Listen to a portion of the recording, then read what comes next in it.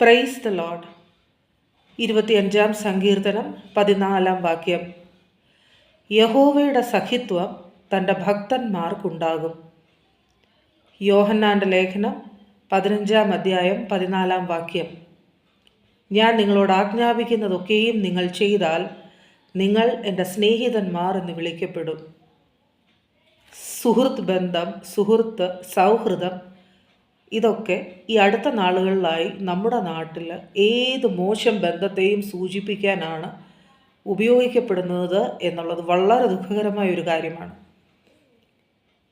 വിശുദ്ധ വേദപുസ്തകം പറയുന്നത് സകല കുടുംബത്തിനും പേർ വരുവാൻ കാരണമായവൻ യേശുക്രിസ്തു തന്നെ എന്നാണ്.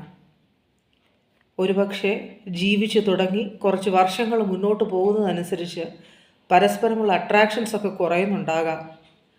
എന്നിരുന്നാലും ഒരു ക്രിസ്തീയ കുടുംബത്തിൽ ആശ്രയിക്കാൻ പറ്റിയ ഒരേ ഒരു സുഹൃത്ത് യേശുക്രിസ്തു മാത്രമാണ്. അവൻ വാതിൽക്കൽ നിന്ന് മുട്ടുന്നു. നമ്മുടെ ഭവനങ്ങളിലേക്ക് വിശ്വസിച്ച് അവന് വാതിൽ തുറന്നു കൊടുക്കാം.